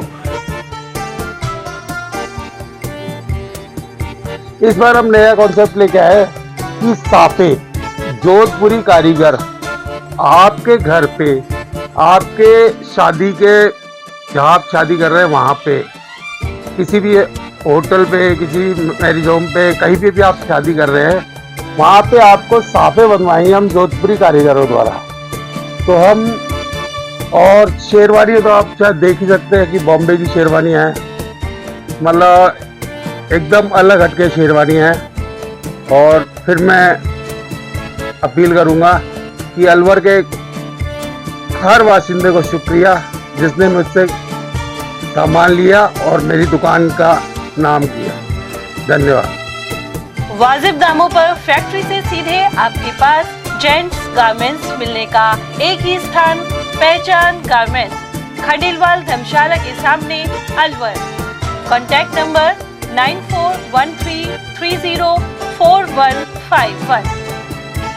सरिस्का बाग परियोजना में फिलहाल भालुओं की साइटिंग नहीं हो पा रही है। जालौर और माउंट आबू से 3 साल पहले सरिस्का में 2 भालू लाए गए थे, लेकिन अब इस जंगल में एक ही भालू रह गया है। जैव विविधता के लिए मार्च 2023 में जालौर जिले के सुधा माता मंगल जंगल की जसवंतपुरा रेंज से भालू लाकर ताल वृक्ष में छोड़ा गया था। इसके अगले माउंट आबू के जंगल से मादा भालू लाया गया था। ये भालू सरिस्का के जंगल में छोड़कर अक्सर आबादी में प्रवेश कर जाते थे। इन्हें पकड़कर फिर से सरिस्का जंगल में छोड़ा जाता था। साथ ही रेडियो कॉलर लगाने का कदम भी उठाया गया। डीएफओ अभिमन्यु सारण ने बताया कि एक भालू करौली और विराटनगर क्षेत्र में चला गया, लेकिन मादा भालू अभी भी सरिस्का में है। आगामी समय में और भालू लाने के लिए प्रस्ताव भेजा गया है। भालू सरिस्का में नहीं थे, पुराने समय में कभी थे, लेकिन अभी उनको रिइंट्रोड्यूस किया गया था भालू को। और जो भालू हमारे यहाँ लेकर आए थे उनको रेडियो कॉलर्स किया गया था। तो भालू हमारे करौली और विराटनगर क्षेत्र के अंदर यहाँ से सरिस्का क्षेत्र से बाहर चले गए थे। एक जो मादा भालू है वो यहाँ पर अभी रेजिडेंट है, जिसको रेस्क्यू करके लाया गया था, वो भालू अभी भी यहाँ है। तो हम आगे आने वाले समय में कोशिश कर रहे हैं कि कुछ भालू और भी लाए जाएं, जिसके लिए हमने प्रपोजल भी भेजा है, ताकि जो मादा भालू है उनका भी कोई पेयर बन सके और भालू की संख्या सरिस्का में बढ़ सके। मालाखेड़ा के हल्दीना में राजस्थान होमगार्ड ट्रेनिंग सेंटर के लिए निःशुल्क भूमि आवंटन के बावजूद निर्माण शुरू नहीं हो पाया है। हालांकि आवंटित भूमि पर होमगार्ड कार्यालय की ओर से तारबंदी और प्लांटेशन किया गया है, लेकिन निर्माण का अभाव बना हुआ है। यहाँ प्रशिक्षण केंद्र और अन्य गतिविधियां शुरू होने के बाद स्थानीय लोगों के लिए रोजगार एवं व्यवसाय के अवसर बढ़ेंगे। इस प्रशिक्षण केंद्र के समीप ही सरकारी अस्पताल और भर्तरी मत्स्य विश्वविद्यालय के भवन भी स्थित हैं। मालाखेड़ा में कैरवाड़ा क्षेत्र से गुजरने वाली रूपारेल नदी के दोनों मुहानों पर अतिक्रमण कायम है। ऐसे में नदी का बहाव क्षेत्र संकुचित हो चुका है, लेकिन राजस्व विभाग और पंचायत सहित अन्य संबंधित कार्मिक लापरवाह बने हुए हैं। अतिक्रमण के कारण मानसून सत्र के दौरान बहाव क्षेत्र में रुकावट पैदा होने से इनकार नहीं किया जा सकता। ऐसे में पास के गांवों में पानी भर सकता है। कई लोगों ने यहां अतिक्रमण कर नदी के दोनों मुहानों पर खेती बाड़ी तक शुरू कर दी। उधर अधिकारियों से पूछा जाए तो वे कोई शिकायत नहीं मिलने का तर्क देकर पल्ला झाड़ लेते हैं। ऐसे में नदी के बहाव क्षेत्र को लगातार अवरुद्ध किया जा रहा है। ग्रामीण क्षेत्रों में पंचायती राज चुनाव को लेकर माहौल धीरे धीरे बनने लगा है। अकबरपुर और उब्रैन की पंचायतों में भी सरपंच के चुनाव को लेकर अब चर्चाएं तेज होने लगी हैं। साथ ही भावी उम्मीदवार सक्रिय होकर लोगों से संपर्क करने लगे हैं। परसागाबाद पंचायत के कुछ बाशिंदों के अनुसार सरपंच पद के लिए आरक्षण की स्थिति स्पष्ट होने पर माहौल और ज्यादा गरमाएगा। उधर ग्रामीण भावी दावेदारों के नामों और उनकी क्षमताओं को लेकर चर्चा करते नजर आ जाते हैं। साथ ही लोगों के समूह अपने इलाके की समस्याएं हल करवाने की रणनीति भी बना रहे हैं। ग्राम पंचायतों को चुनाव को लेकर राजनीति गलियारों में अब चर्चा तेज होने लगी है और जहां भी जा रहे हैं हम, जो भी ग्राम पंचायत में जा रहे हैं, तो वहां सिर्फ हमें सरपंचों की चर्चा सुनने में आ रही, मतलब देखने में आ रही है। जहां भी थड़ी पे बैठे हो या अब सर्दियों का समय अलाव तप कर बैठे हो, तो सरपंचों की तैयारी कर रहे हैं। अगर स्थानीय लोगों की बात माने तो अब सरपंच निकलने लगे हैं, घर घर से निकलने लगे हैं, किसी को आकर्षित कर रहे हैं, रिझा रहे हैं कि हम कोल्ड ड्रिंक पिला रहे हैं, चाय पिला रहे हैं, घर घर जा रहे हैं। तो आज हम परसाकाबाद ग्राम पंचायत में आए हैं और यहाँ के जो ग्रामीणों का क्या कहना है हमको सुनाते हैं। अब सरपंचों के चुनाव आ गए, किस तरह अपनी गहमागहमी हो रही है, किस तरह चर्चा चल रही है? सभी अपनी अपनी तैयारी कर रहा है, जो कि किस्मत में वो जीत जाएगा। हम तो वोट रहे साहब, यही कह सकते हैं। कौन सी सीट आनी परसाकाबाद ग्राम पंचायत, उम्मीद है कौन सी सीट आएगी? परसाकाबाद साहब ओबीसी की ज्यादा सीट है, तो उम्मीद हमको ओबीसी की है, क्योंकि जनरल 3 बार आ चुकी है, ओबीसी आएगी अपने साथ। उम्मीद ओबीसी की है। उम्मीद ओबीसी। चर्चा कैसी हो रही है? चर्चा यही है, गाँव पे जैसे सुबह बैठते हैं सारे, तो यही चर्चा चलती है भाई, कौन कौन सीट निकालता है, कौन नहीं, ऐसी चर्चा चलती है। अपनी तैयारी सब कर रहे हैं, सब सरपंच अपनी अपनी तैयारी में लगे हुए हैं। काम के प्रति किसी का ध्यान नहीं है, सब वोटों को लोभ के चक्कर में उसकी नाम हम सबके पक्ष में कर रहे हैं, एक दूसरे की रुझा रहे हैं, रुझा रहे हैं एक दूसरे को, बस रुझा रहे हैं कि हमारे पक्ष में चुनाव आ जाए, मैं खड़ा हो जाऊं, मैं खड़ा हो जाऊं। सीट की क्या उम्मीद है? भाई सीट की उम्मीद है एससी की आने की। हाँ, 1998 के बाद एससी की कोई सीट नहीं आई इसमें, न महिला आई न पुरुष आई। 98 में आई थी एससी की सीट, उसके बाद सब जनरल सीट आई है। एक बार ओबीसी चाहिए सर, हमारे काफी दिन हो गए, एससी की सीट तो नहीं आई। क्या आपको उम्मीद है आ जाए? तो सब बैठ के क्या चर्चा कर रहे हैं भाई, चुनाव होने वाले हैं, किस तरह की चर्चा हो रही है, किस तरह की तैयारी हो रही है? चर्चा कई अपने अपने खड़े, कुछ सीटन की अभी चर्चा चलती है कि ऐसे क्या आएगी या जर्नल आएगी। लोग आने लग गए हैं क्या ओपन? हाँ, ओपन आने लग गए, कुछ घर घर घूमने लग गए, घर घर घूमने लग गए, राम राम श्याम श्याम करके जाते हैं, डोलते हैं। हाँ भाई, मेरी वो है खड़े होने की। तो आप क्या यहाँ भी आए थे क्या? हाँ, परसाकाबाद भी आए थे, आ रहे हैं, तैयारी कर रहे हैं और सभी सीट के ऊपर एससी किया है या मतलब जनरल है, सभी अपने अपनी तैयारी में बैठे हुए हैं। अकबरपुर क्षेत्र में मौसम में परिवर्तन के साथ तापमान बढ़ने लगा है, साथ ही सर्दी का असर अब कम हो गया है। फागुन मास के दौरान मौसम का यह बदलाव सामने आ रहा है। उधर तापमान में वृद्धि को देखकर किसान सरसों की कटाई जल्द से जल्द पूरी करना चाहते हैं।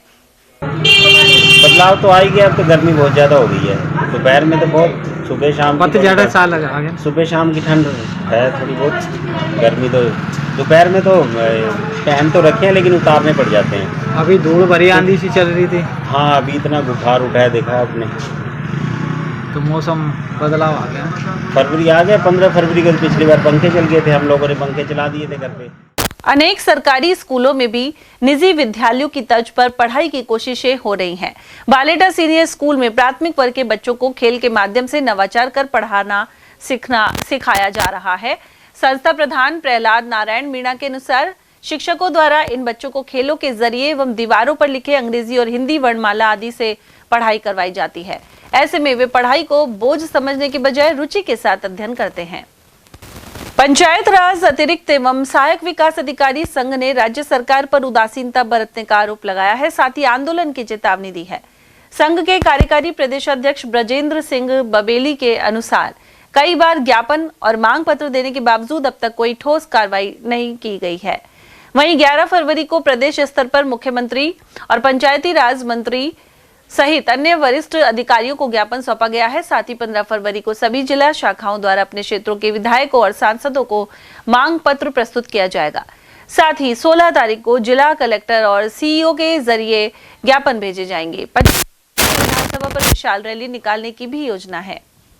राजस्थान पंचायत राज अतिरिक्त एवं सहायक विकास संघ द्वारा राज्य सरकार के खिलाफ आंदोलन की घोषणा की है। पिछले विगत 2 वर्षों से राज्य सरकार को सक्षम स्तर पर हम लिखित में शासन और प्रशासन को मांग पत्र सौंपा गया था, लेकिन दुर्भाग्य इस बात का है कि आज तक हमारी विभिन्न 11 सूत्री मांगों को लेकर राज्य सरकार के द्वारा कोई कार्रवाई नहीं की, जिसमें मांगे जैसे हमारी पदोन्नति है, MACP, L14, 1 increment, charge panel का है, जॉब चार्ट है, असिस्टेंट वीडियो का L11, एडिशनल की 12 ACR 24 से 2017 का जो हमारा लिखित समझौता उसकी पालना सहित विभिन्न मांगों को लेकर हमारा संगठन पिछले लंबे अरसे से मांग कर रहा है, लेकिन विवश होकर हमें आंदोलन की घोषणा पड़ी। कल दिनांक 11/2/2026 को हमने हमारे विभाग के सेक्रेटरी साहब जोगाराम जी को,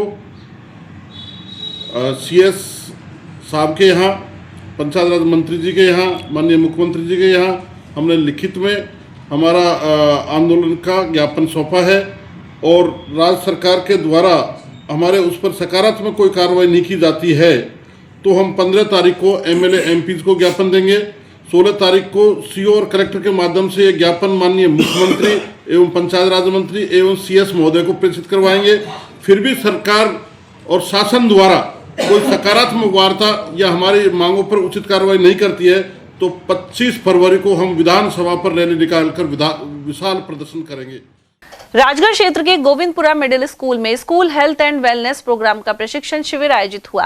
प्रशिक्षक सूर्य प्रकाश शर्मा ने बताया कि यह संभागीय अपने स्कूलों में कक्षा 6 से 12 के विद्यार्थियों की तरक्की में योगदान देंगे। उनके मॉड्यूल में शारीरिक एवं मानसिक स्वास्थ्य, संवेगात्मक विकास, युवाओं की नशा मुक्ति आदि विषय शामिल हैं। कार्यक्रम का शुभारंभ मां सरस्वती के समक्ष दीप प्रज्वलन और सरस्वती वंदना के साथ किया गया। इस अवसर पर ACBO कमल राम मीणा, मुख्य संदर्भ व्यक्ति सूर्य प्रकाश शर्मा, नवीन भारती, रामचरण मीणा और चतर सिंह आदि उपस्थित रहे। राजगढ़ के गोविंदपुरा स्थित विद्यालय प्रांगण में SHWP school health and wellness programme से संबंधित 4 दिवसीय गैर आवासीय कार्यशाला का आयोजन यहाँ किया जा रहा है, जिसमें प्रत्येक उच्च माध्यमिक विद्यालय से एक HWA health and wellness ambassador लिया गया है। प्रत्येक विद्यालय से एक शिक्षक को, जो अपने विद्यालय में प्रत्येक कक्षा से कक्षा 6 से 12 में अध्ययनरत विद्यार्थियों में से 2 मैसेंजर लेते हुए जो टीनएजर्स किशोर किशोरी हैं उनके शारीरिक, मानसिक और संवेगात्मक बदलावों को समझते हुए उन्हें नशे की लत से दूर रखते हुए और उनके सर्वांगीण विकास में योगदान देंगे। नगर परिषद भिवाड़ी द्वारा स्वच्छता और पर्यावरण संरक्षण की दिशा में एक नई पहल की गई है। इस क्रम में अरावली विहार सेक्टर 8 में जीरो वेस्ट परियोजना शुरू हुई। परियोजना के तहत प्रत्येक घर को 3 रंगों के डस्टबिन और कपड़े के थैले वितरित किए गए हैं। साथ ही कॉलोनी में सामुदायिक कंपोस्टिंग इकाइयों की स्थापना की जाएगी। वहीं घरेलू सहायिकाओं को बायोडिग्रेडेबल सैनिटरी नैपकिन और कचरा एकत्र करने वालों को PPE किट प्रदान की गई है। कार्यक्रम में नगर आयुक्त मुकेश कुमार चौधरी एवं सहायक अभियंता अंकित श्रीवास्तव भी उपस्थित रहे। साथ ही RPSC की ओर से प्रबंध निदेशक हीरो टॉमी ताकोनी सहित वरिष्ठ अधिकारी शामिल हुए। वहीं RWA अध्यक्ष भागीरथ सिंह के सामुदायिक सहभागिता पर जोर दिया गया। परियोजना में डॉक्टर रूबी माखीजा और राजीव अरोड़ा की महत्वपूर्ण भूमिका रही। तिजारा के मुंडाना सीनियर स्कूल मैदान में स्वामी दयानंद सरस्वती की जयंती के उपलक्ष्य में अनेक कार्यक्रम हुए। यहाँ 14वीं ब्लॉक स्तरीय महिला एवं बालिका खेल कूद प्रतियोगिता का आयोजन किया गया। इस दौरान मुख्य अतिथि भाजपा नेता चंद्रशेखर यादव ने फीता काटा। संयोजक रामनिवास यादव ने बताया कि प्रतियोगिता में महिलाओं एवं बालिकाओं ने उत्साहपूर्वक भाग लिया। सभी विजेताओं को नगद पुरस्कार, शील्ड, शॉल और प्रशस्ति पत्र देकर सम्मानित किया गया।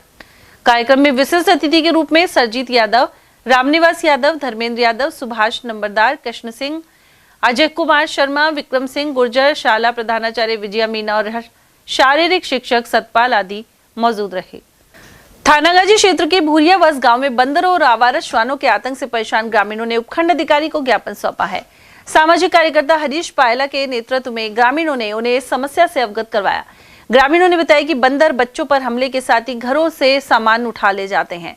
वहीं आवारा श्वानों का आतंक भी बढ़ गया है। वहीं SDM ने ग्रामीणों को जल्दी समस्या से निजात दिलाने का आश्वासन दिया है। इस दौरान रामकिशन गुर्जर, राकेश गुर्जर, रामप्रताप गुर्जर और राजेंद्र सिंह आदि उपस्थित रहे। बजट में तिजारा विधानसभा को मिली सौगातों के लिए क्षेत्रीय विधायक महंत बालकनाथ ने मुख्यमंत्री भजनलाल शर्मा और उप मुख्यमंत्री दिया कुमारी का आभार जताया है। उन्होंने कहा कि बजट से राजस्थान का समग्र विकास होगा। अपनी प्रतिक्रिया में उन्होंने कहा कि 1020 करोड़ रुपए की वर्षा जल भराव और बाढ़ समस्या समाधान योजना में भिवाड़ी को शामिल किया गया है। इसके अतिरिक्त तिजारा, सलालपुर में 220 kV ग्रिड सबस्टेशन और भिवाड़ी में 50 मैट्रिक टन क्षमता का कचरा निस्तारण प्लांट सहित कई अहम घोषणाएं हुई हैं। इसके जरिए क्षेत्र में विकास की रफ्तार तेज होगी। साथ ही भिवाड़ी के चौपानकी और कहरानी में औद्योगिक पार्क और आधारभूत विकास के कार्य भी उल्लेखनीय हैं। कांग्रेस नेता डॉक्टर हुकम सिंह ने आरोप लगाया है कि लोकसभा में नेता प्रतिपक्ष राहुल गांधी को बोलने नहीं दिया जा रहा। उन्होंने इसे लोकतंत्र की हत्या बताया। साथ ही कहा कि इसी वजह से विपक्षी पार्टियों द्वारा लोकसभा अध्यक्ष ओम बिरला के खिलाफ अविश्वास प्रस्ताव लाया जा रहा है। उन्होंने कहा कि भाजपा के नेता लोकसभा में अक्सर अपमानजनक टिप्पणियां करते हैं। मोदी सरकार द्वारा कांग्रेस को लगातार अपमानित किया जा रहा है। डॉक्टर हुकम सिंह के अनुसार कांग्रेस डरे बिना हालात का सामना करेगी। साथ ही समय आने पर भाजपा को जनता जवाब देगी। सर, लोकसभा में जिस तरह का हंगामा देखने को मिल रहा है, नेता प्रतिपक्ष राहुल गांधी को बोलने नहीं दिया जा रहा है, बार बार टोका जाता है और राहुल गांधी को ये कहना पड़ रहा है कि आप बता दीजिए मुझे क्या बोलना है। तो उनकी जिस तरह की काम करने की राहुल जी की वो दबते नहीं है, निडर होकर निष्पक्ष होकर अपनी बात को कहते हैं, लेकिन लोकसभा अध्यक्ष द्वारा बार बार रोका जा रहा है। और अब विपक्ष द्वारा लोकसभा में लोकसभा अध्यक्ष के खिलाफ अविश्वास प्रस्ताव आया है। पूरे घटनाक्रम पर क्या टिप्पणी है, क्या कहना चाहिए? पुष्पेंद्र जी, क्या कहूँ, जो लोग टेलीविजन देखते हैं, संसद की कार्यवाही देखते हैं, उसमें आपको दूध का दूध और पानी का पानी जनता के सामने है। माननीय स्पीकर महोदय बिरला साहब का जो व्यवहार है, यानी वर्तमान सरकार का सांसद तो कुछ भी बोले, कोई दिक्कत नहीं, लेकिन विपक्ष का सांसद, कांग्रेस का ही नहीं, कोई भी विपक्ष का सांसद अगर बोलता है तो उस पर टीका टिप्पणी माननीय स्पीकर महोदय द्वारा की जाती है। जो मैं समझता हूं कि अध्यक्ष का जो पद है, अध्यक्ष का पद तो बिल्कुल न्यायमूर्ति होती है, एक जज की तरह है। सबके प्रति समान व्यवहार होना चाहिए। सभी सांसद है, बराबर के सांसद है, अपने क्षेत्र में लोकप्रियता हासिल कर वोट जीत कर आते हैं और जनता की बात करते हैं। तो ये आपने देखा है कि राहुल गांधी को विपक्ष बजट पर ही नहीं बोलने दिया गया, उनको टोक दिया गया, बैठा दिया गया और उनको ये कहना पड़ता है कि आप ही बता दीजिए मैं क्या बोलूं। तो मैं समझता हूँ ये लोकतंत्र की परंपरा के विरुद्ध है। परंपरा के विरुद्ध ही नहीं, ये लोकतंत्र की हत्या है। और इतना ही नहीं, 8 सांसदों को निलंबित कर दिया गया है पुष्पेंद्र जी, वो भी गलत बात है। आखिर में इन विपक्षी सांसदों ने, जिन्होंने 120 लोगों ने, सांसदों ने हस्ताक्षर कर अविश्वास प्रस्ताव उनके का नोटिस उनको दिया गया है, तो ये भी भारत के इतिहास में चौथी बार हुआ है। यानी सन 47 से आज़ाद हुआ भारत और अब तक केवल चौथी बार। इसका मतलब ये है कि हर स्पीकर इस श्रेणी में नहीं आता। कुछ खास हैं बिरला साहब, जो पहले 3 थे, उन्हीं की श्रेणी में आप भी हैं, ताकि आपको इस नौबत का सामना करना पड़ रहा है। मैं ये कह सकता हूँ कि स्वस्थ लोकतंत्र में जवाबदेही होनी चाहिए, स्वस्थ संवाद होना चाहिए, मर्यादा होनी चाहिए, एक दूसरे की बात का इज्जत करना चाहिए और कुल मिलाकर के जो भारत की जनता के राष्ट्र के हित में है उस पर संवाद होना चाहिए। अलवर के शिवपज मंडी में सरसों की नई फसल की आवक शुरू हो चुकी है। फिलहाल नई सरसों के भाव 4500 से लेकर 6003 रुपए प्रति क्विंटल बने हुए हैं, जबकि पुरानी सरसों के दाम 6500 रुपए प्रति क्विंटल चल रहे हैं। व्यापारी सत्यजीव गुप्ता के अनुसार कुछ दिनों बाद सरसों की आवक काफी बढ़ जाएगी। वहीं सरसों की क्वालिटी बेहतर है एवं इसमें किसी प्रकार का रोग भी नहीं है। सर, मंडी में इस समय नई फसल की तैयारी है किसानों के द्वारा, लेकिन अभी कौन कौन सी फसलों की आवक है, क्या भाव चल रहा है, क्या जानकारी? नई सरसों शुरू हुई है अभी हाल फिलहाल, जो हमारे यहाँ करीब 500 से 1000 कट्टे पर डे आ रही है और सरसों का भाव हमारे यहाँ नीचे में 4500 रुपये बिक रही है नई सरसों और ऊपर में 6000 रुपये, 6500 तक सरसों नहीं बिक रही, 6500 रुपये मानो सूखा माल बढ़िया। और पुरानी सरसों ऊपर में 7800 रुपये, 6800 रुपये है। सर, गेहूं और बाजरे की बात की जाए, प्रमुख खाद्यान्न में यही काम आते हैं सर्दी का मौसम में, क्या भाव है? गेहूं का भाव हमारे यहाँ 2500 रुपये से लेके 2550 तक बिक रहा है और बाजरा हमारे 1850 से 2200-2300 रुपये तक बाजरा बिक रहा है। अब बाजरे की आवक भी कम है और पुराना गेहूं भी कम आ रहा है, सब ज्यादातर किसानों ने बेच लिया। वो नई फसल पे ध्यान दे रहा है, जैसे अब सरसों पे कटाई पे आ रहा है, थोड़ी दिन में गेहूं और जौ में आ जाएगा। तो सर, सरसों की आवक बढ़ेगी जल्दी है? अब धीरे धीरे मतलब बढ़नी है, 15 दिन के बाद तो सरसों मंडी में जबरदस्त आएगी और अच्छी आवक आ जाएगी। सर कुछ क्वालिटी कैसी है नई सरसों की? अभी तक बढ़िया सरसों आ रही है, कुछ एक दो खेतों को छोड़ के सब में अच्छी फसल आई है और किसानों को भी अच्छी पैदावार मिल रही है। गोविंदगढ़ के ग्राम प्लानखेड़ा में कथित रूप से गौकशी के आरोप सामने आए हैं। इसके बाद क्षेत्र में सनसनी फैल गई। सूचना मिलते ही बड़ी संख्या में ग्रामीण मौके पर पहुंचे। ग्रामीणों का आता देख मौके पर मौजूद करीब 6 संदिग्ध लोग भाग खड़े हुए। वहीं पुलिस टीम ने मौके पर पहुंचकर स्थिति का जायजा लिया है और जांच शुरू कर दी गई है। बहरोड विधानसभा क्षेत्र में विभिन्न विकास एवं सामाजिक कार्यक्रम आयोजित किए गए। इनमें भाजपा नेता डॉक्टर मोहित जसवंत यादव की सहभागिता रही। उन्होंने ग्राम नंगली में 19,68,000 रुपए की लागत से बने पशु उपकेंद्र भवन का उद्घाटन किया। साथ ही नंगला बिहारी स्थित शहीद विनोद कुमार सीनियर स्कूल के वार्षिकोत्सव में भाग लिया। इस दौरान उन्होंने गांव के विकास के लिए विधायक डॉक्टर जसवंत सिंह यादव की अनुशंसा पर विधायक कोष से 10 लाख रुपए की घोषणा की। साथ ही मोक्षधाम 4 दीवारी का उद्घाटन किया। इस दौरान उनके साथ राजू सिंह चौहान, मनोज यादव, वेद प्रकाश, झावर सिंह, राजवाला, पूरन भगत और सिकंदर आदि मौजूद रहे। और चलते चलते एक बार फिर से नजर आज के हेडलाइंस पर।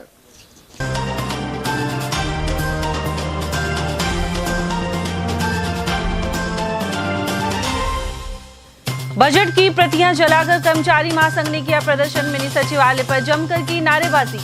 कामगार संगठनों की हड़ताल के चलते दिए धरने। बस स्टैंड और LIC दफ्तर पर जुटे कर्मचारी। अलकापुरी में बोरिंग के समय निकले चांदीनुमा पत्थर को ले जाने की लगी होड़। 800 मीटर खुदाई के बाद निकले चमकते हुए पत्थर। और फंदे पर लटके युवक और महिला, लेकिन परिजनों एवं पुलिस की सतर्कता से बची जान। मालाखेड़ा और भिवाड़ी क्षेत्र में सामने आई घटनाएं। खबरों में आज इतना ही। दीजिए अर्चना जैन को इजाजत। नमस्कार।